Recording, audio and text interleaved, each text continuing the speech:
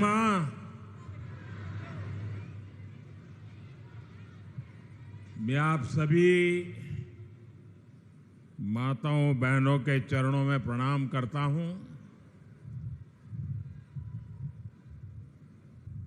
मातृभूमि को नमन करने के साथ ही इतनी बड़ी संख्या में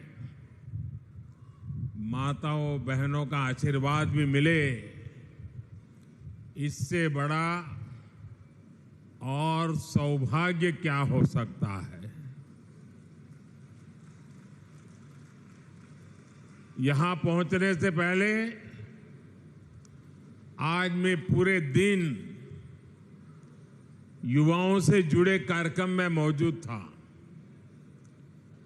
अभी मैं देख रहा हूं आप सबके चेहरों पर भी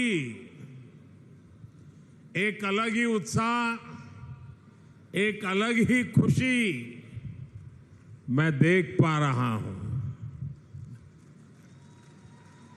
ये खुशी स्वाभाविक भी है। आपने जिस विश्वास के साथ अपने इस बेटे को, अपने इस भाई को दिल्ली भेजा, उस विश्वास को बढ़ाने वाला एक और काम आपके इस भाई ने दिल्ली में किया है। नारी शक्ति वंदन अधिनियम, यानी विधानसभा से लेकर लोकसभा तक महिलाओं को प्रतिनिधित्व मिले, प्रतिनिधित्व बढ़े, ये मोदी की गारंटी। ये सपना वर्षों पहले गुजरात की धरती से हमने मिलकर के देखा था। आज उस संकल्प की सिद्धि के साथ मैं आपके बीच आया हूं। खासकर मैं गुजरात की मेरी बहनों से कहना चाहता हूं, हमेशा की तरह इस बार भी आपने रक्षाबंधन पर मुझे ढेर सारी राखियां भेजी थी और हमारे यहां जब राखी मिलती है तो भाई की तरफ से गिफ्ट देने का भी रिवाज है। मैंने इस बार गिफ्ट पहले ही तैयार कर ली थी, लेकिन उस समय बता तो सकता नहीं था। आज मैं ये कह सकता हूं कि नारी शक्ति वंदन अधिनियम पूरे देश की मेरी माताओं बहनों के लिए एक बहुत बड़ा उपहार है। नारी शक्ति वंदन अधिनियम मेरी बहनों के अधिकारों की गारंटी है। नारी शक्ति वंदन अधिनियम मेरी बहनों के सपनों के पूरा होने की गारंटी है। नारी शक्ति वंदन अधिनियम देश की नारी शक्ति के सामर्थ्य का सम्मान है और ये नारी शक्ति वंदन अधिनियम भारत के विकास की, विकसित भारत की भी गारंटी है। क्योंकि जब महिलाएं बड़ी संख्या में नेतृत्व के लिए आगे आएगी तो देश को आगे जाने से कोई रोक सकता नहीं है। मैं आप सभी को नारी शक्ति वंदन अधिनियम पास होने की बहुत बहुत बधाई देता हूं। बहनों, बेटियों, आप सब जानती हैं कि आजादी के इतने दशक तक नारी शक्ति के सामर्थ्य के साथ इंसाफ नहीं हुआ। अब आप मुझे बताइए, किसी के एक हाथ एक पैर को बांध कर रखा जाए तो उससे आप कितनी उम्मीद कर सकते हैं?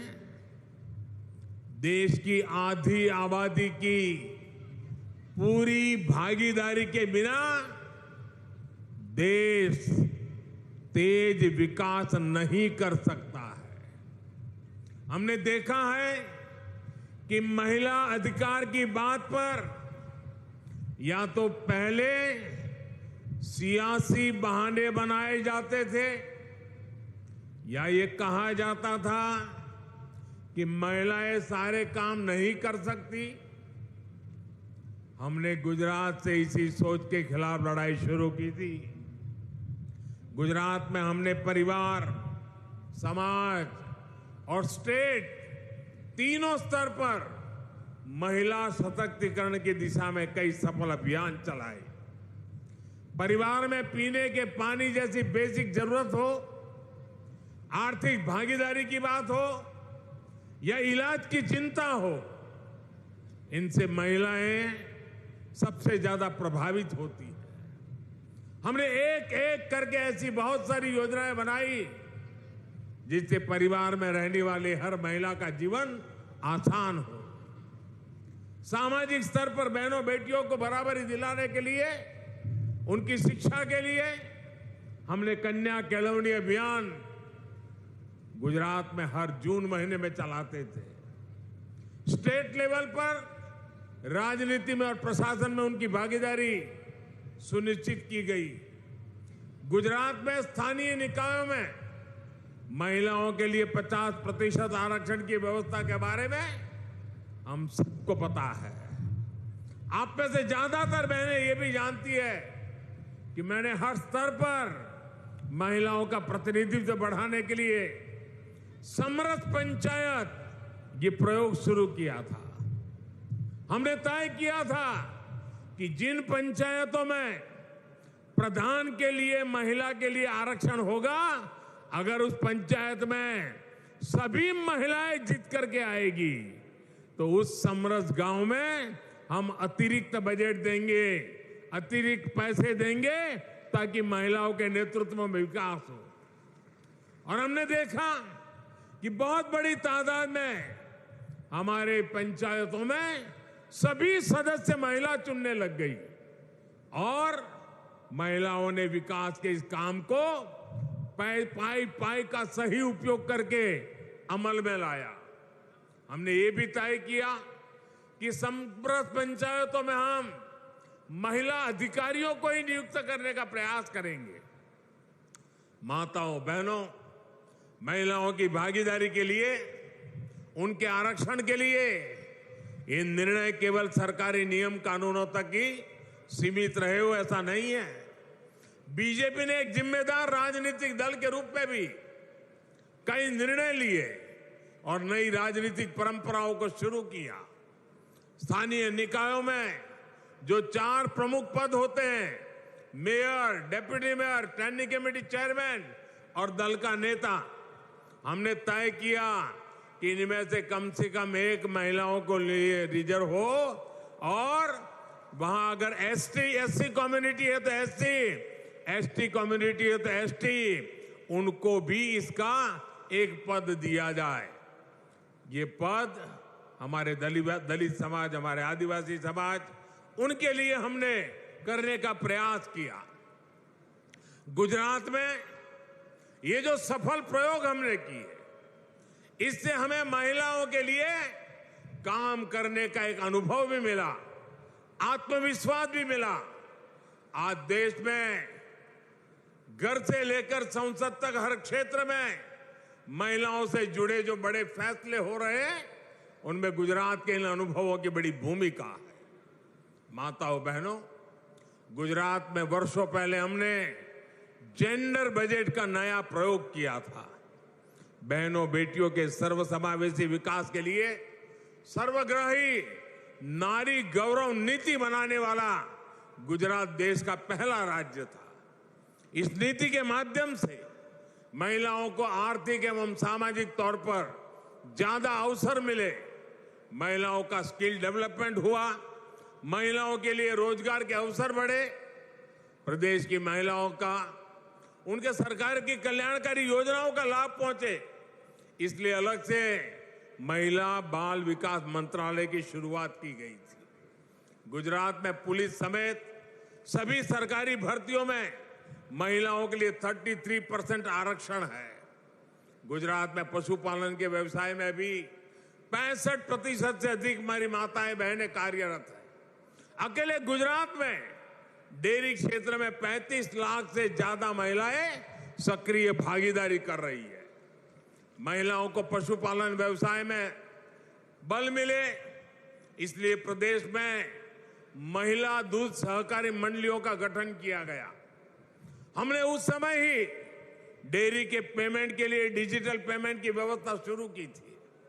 आज इसी वजह से हर रोज करीब 30 करोड़ रुपए का भुगतान सीधे महिलाओं के ही खातों में भेजा जाता है। महिलाओं के खातों में सीधे डिजिटल पेमेंट की व्यवस्था का बहुत बड़ा लाभ हमारी माताओं बहनों को मिला है। साथियों, गुजरात की आदिवासी महिलाओं को सशक्त करने के लिए वन व्यवस्थापन मंडलियों में महिलाओं को प्रमुखता से स्थान दिया गया था। आज लाखों महिलाएं वन विकास में अपना योगदान दे रही है। गुजरात में महिलाओं को स्वरोजगार में परेशानी ना आए, इसलिए महिला आर्थिक विकास निगम की शुरुआत की थी। महिलाओं के आर्थिक सशक्तिकरण के लिए मिशन मंगलम की शुरुआत की गई। महिलाओं के हुनर को बल मिले, इसलिए सखी मंडलों का गठन किया गया। आज गुजरात में 2.5 लाख से ज्यादा सखी मंडल कार्यरत है और उनके बनाए गए उत्पादनों की बिक्री के लिए खास मेलों का आयोजन किया जाता है। गुजरात में एक समय माता मृत्यु दर काफी ज्यादा हुआ करती थी। प्रसूता माताओं को बचाने के लिए हमने चिरंजीव योजना शुरू की, उनके पोषण पर काम किया और आज के नतीजे हम देख रहे हैं। साथियों, ये सब कोई ऐसे ही चलने वाली सामान्य प्रक्रियाएं नहीं थी। इसके पीछे एक लंबी सोच थी, सोची समझी दूरगामी रणनीति थी। आज इसका प्रभाव हम गुजरात में देख रहे हैं। आपसे मैं भी अनेक बहनें ऐसी होगी जिन्हें नीतियों के कारण लाभ हुआ है, जीवन में आगे बढ़ने का अवसर मिला है। साथियों, पानी समितियों में महिलाओं की भागीदारी, महिला नेतृत्व की शुरुआत भी हमने सबसे पहले गुजरात से ही की थी। गुजरात की पानी समिति की इस व्यवस्था को अंतर्राष्ट्रीय अवार्ड भी मिला था। मुझे याद है कि इस पहल के लिए गुजरात को न सिर्फ राष्ट्रीय स्तर बल्कि अंतर्राष्ट्रीय स्तर पर भी सराहना मिली थी। गुजरात को यूनाइटेड नेशन और कॉमनवेल्थ एसोसिएशन से 2 बड़े अंतर्राष्ट्रीय अवार्ड भी मिले थे। इन्हीं अनुभवों से सीखते हुए हमने देश में जल जीवन मिशन शुरू किया। आज पूरे देश को जल जीवन मिशन के जरिए उसका फायदा मिल रहा है। माताओं बहनों, बीते 9 वर्षों में हमने देश में महिलाओं के लिए जन्म से लेकर के वृद्धावस्था तक पूरे जीवन को बेहतर बनाने के लिए काम किया है। हमारे देश में कन्या भ्रूण हत्या से लेकर बच्चियों की अशिक्षा तक ऐसे कितने सामाजिक कलंक लगते थे। हमने बेटी बचाओ बेटी पढ़ाओ अभियान शुरू किया। आज हम गर्व से दुनिया के सामने कह सकते हैं कि देश में महिला पुरुष अनुपात तेजी से सुधरा है। हमने गर्भवती महिलाओं के लिए मातृ वंदना जैसी संवेदनशील योजना चलाई, पोषण की चिंता करना शुरू किया। आज देश में बच्चे के जन्म के समय होने वाली मां और बच्चे दोनों की मृत्यु दर में कमी आई है। स्वच्छ भारत अभियान के तहत हमने स्कूलों में शौचालय बनवाए। सुकन्या समृद्धि योजना के माध्यम से बेटियों के नाम पर जो बचत होती है उस पर ज्यादा ब्याज मिलता है। जब बेटियां पढ़कर आगे बढ़ती हैं तो उनके कैरियर के लिए सेना से लेकर माइनिंग तक हर क्षेत्र में दरवाजे खोल दिए गए। इससे बेटियों में पीछे होने की भावना खत्म हुई है, एक आत्मविश्वास आया है। और आज देश की इंडस्ट्री हो या खेल का मैदान, बेटियां हर जगह नई बुलंदियों को छू रही है, देश का नाम बढ़ा रही है। कल ही हमारी वुमेन क्रिकेट टीम ने एशियन गेम्स में गोल्ड मेडल जीतकर भारत का परचम फहराया। माताओं बहनों, ये आपकी बढ़ती ताकत का ही नतीजा है कि नारी शक्ति मंथन अधिनियम संसद में रिकॉर्ड मतों से पास हुआ है। जिन लोगों ने दशकों तक इस लटका कर रखा था, उन्हें भी आपके डर से ही इसका समर्थन करने के लिए मजबूर होना पड़ा है और वोट डालना पड़ा है। ये आपकी मजबूती है जो उन्हें मजबूर कर रही है। आपने देखा होगा अपने बयानों में लोग कैसे कैसे किंतु परंतु लगा रहे थे, कैसे कैसे बहाने बना रहे थे। इन्होंने महिलाओं को अलग अलग वर्गों में बांटकर आपकी ताकत को कमजोर करने का पैंतरा भी चला। लेकिन जब इन्हें लग गया कि ये सरकार पीछे हटने वाली नहीं है, जब उन्हें लग गया कि देश की महिलाएं देख रही हैं कि संसद के भीतर